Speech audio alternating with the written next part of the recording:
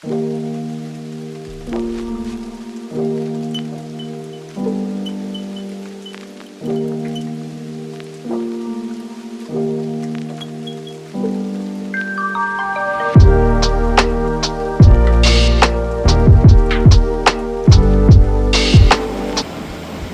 everyone, it's day 21 and I thought I'd make you guys a quick update. So not much going on this week. We're pretty much crushing it in here and our parameters are sitting perfect. We're at 82 degrees and about 70% humidity and things are bumping in here. So a couple things that did change this week. We went ahead and added our PK 1314 for our little boost in flower. You can see these things are just in full production mode right now, full bulk. Everybody is just putting on biomass like crazy. We're starting to get a little bit of secondary metabolites going. We got some trichomes developing and some other special things happening. So adding that nice little boost of PK 1314 is going to aid them in all of that production and really keep them just pedal to the metal and redlining to the top. So another thing that we're going to be doing this run is hand watering everything once a week to really just saturate the medium and make sure that we don't have any dry channeling spots in the rock wool. I've done this in the past when I used to run teas. I used to run microbial teas once a week and I would come through and I would hand water once a week. And that would do one of two things: really reset the medium and keep our EC in check without having to push a bunch of nutrients through them. Ever since I stopped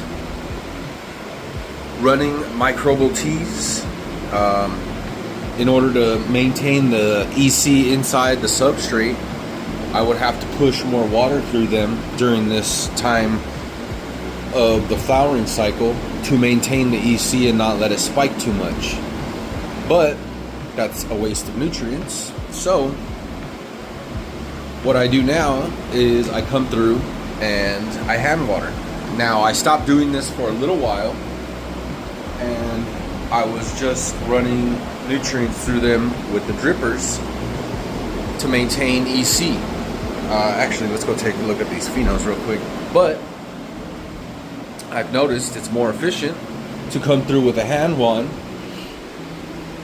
and just hand water these girls. So you can see these phenos, they're looking great. They're getting pressure back here from all the light, but they're starting to develop.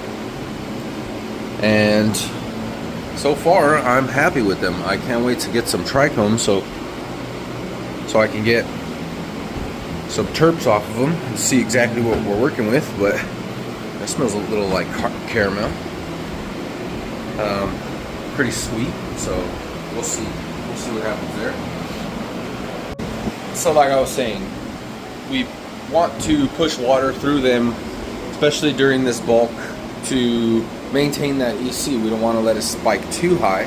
Last run we did do a little experiment to run the EC a little bit higher in the blocks.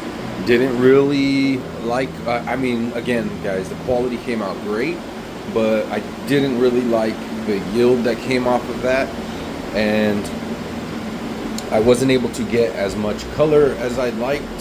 And I don't think that had anything to do with the EC, because we were pushing drybacks pretty early in the cycle to try to get them to finish earlier. It was more about temperatures, but now that I got the AC running perfectly fine, we have a little bit better of control inside of this room. So we should have better results on the other end of this. So these are the gorillas, and these are the only plant in here that did not get topped. There are, I think, 2 gelatos back there that didn't get topped. And the reason why I did that is because they're on the end of the wall there, and they tend to get a little bit taller of a Mary stem when you don't top them. So I just left them in the back there. Like you could see how that one there is just reaching up all by itself. That's probably an on top plant, and the one next to it the same. Also, just wanted to show you guys these skywalkers, how necessary it is for these things to get topped.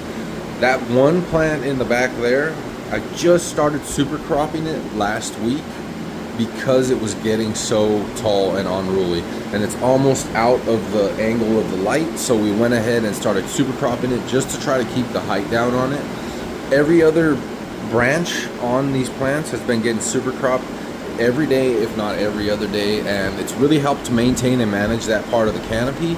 But even with doing that, you can see that the Skywalker just stretches like crazy.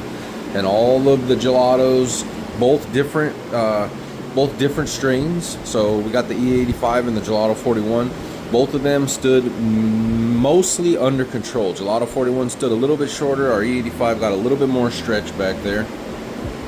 Our King Louis, also another pure OG, very similar to the Skywalker, has a little bit more gassy nose to it. Skywalker is a little more earthy, a little more piney, but our King Louis like just pure gas. So I'm hoping for good things out of that. But you could see that the canopy on this side got a little bit more maintained. It's kind of funny that I'm seeing, so you see these crooked branches here, almost like I super cropped them. They just started doing that little bend by themselves that I noticed yesterday. So anyway, nothing really much going on here. I gave you guys the parameters. We bulk feed, hand water, and again, we're not trying to push too much runoff. I just want the numbers to be right in my runoff. So my runoff numbers are coming out at about 4.5 to 4.8 EC, which is perfect. We want to stack to about 5, no more than 6, and our pH is coming out at about 6.1, also perfect. So the waterings that are going to be applied after are going to be an additional P1 shot. So we're going from 2 lights after lights on to about an hour and a half after lights on is going to be their first watering. We want to bring them up to field saturation, field capacity, full saturation, probably within the first hour and a half to 2 hours. With me, I do that with 4 shots of 250 milliliters. So that's going to push about 1,000 milliliters into the blocks. My dry outs overnight have been about 40 to 50%. At this point, they go a little bit harder during generative, but we're kind of entering bulk now, so I'm kind of slowly tapering up my drybacks and not giving so much. Just want to keep these girls happy, healthy, and have enough water, food, and CO2 and light to make sure that they produce at their optimal level. Additional to the P1 shots, we're going to be adding another P2 shot about 2 hours before lights turn off, and that goes in at about 200 milliliters per gallon. And we still have all of our other P2 shots remaining, so in total we're watering about 8 times a day. Our first 4 waterings are really front heavy to saturate, get our runoff, get our EC and our pH established for the day, and then throughout the day, every 2 hours after that, those P1 shots, we come through and we water 200 milliliters all the way up until about 2 hours before lights turn off. And that should give us a maintained pH, which is what we want at this stage, and enough drybacks in between those maintained waterings and that maintained saturation to give us the drybacks that we want to keep production up. So we're not going to touch these plants for another 6 to 7 days. Day 28 we'll come through and we're going to start just pulling leaves out of here, really letting some light into this canopy back here. So you can see back here, you know, this whole area needs to be cleared out to allow light into these lowers and really let production go. You can see how dense this is over here. You can't really even see into the secondary canopy on this side. So we're gonna get a good, nice defoliation going about day 28.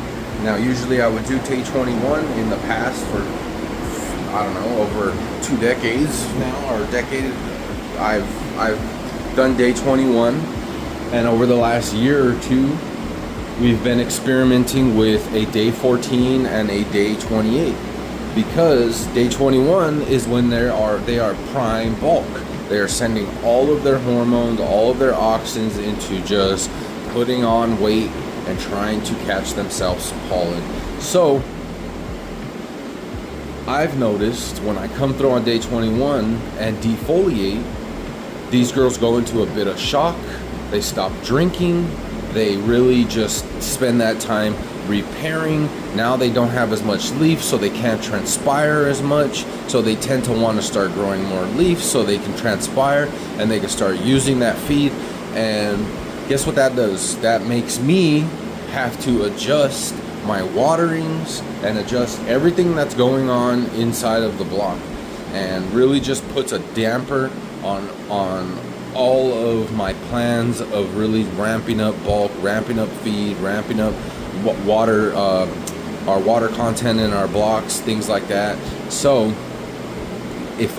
what I've noticed is if I tend to let them ride through day 21 just doing their thing, they really take better to that day 28 defoliation, because they're already settled in.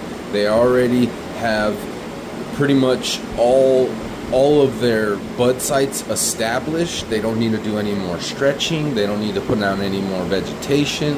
And at that point, these leaves that are old enough and not really as efficient doing their job, which is photosynthesis, are able to get pulled off and really just not have any effect on the plant, and just not give us any real symptoms afterwards. We can just maintain our waterings where we're at, because now the buds are so big, they're using so much energy, they're in need of so much water that they just don't react as harshly. And that also saves me from having to come back on day 42 and have to do a defoliation when everything's fully developed. You see, because when you wait till day 28, they tend to not want to grow leaves back after that, because they're done growing leaves at that point. They're done with stem elongation. They're not going to put out any more leaves for you. They're in full production mode. They're getting ready to hopefully get pollinated and ripen and finish. So that's what I've been doing.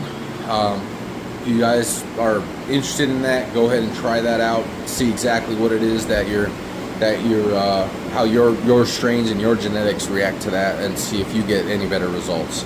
But anyway, that's about it, guys. Not really much else going on in the garden. We're kind of just riding through. We're gonna monitor pH, monitor EC runoff, and just try to maintain that. Possibly need to add another P2 shot if necessary. But as far as right now goes, what our saturation point is, and our EC and our pH coming out is exactly where I want it.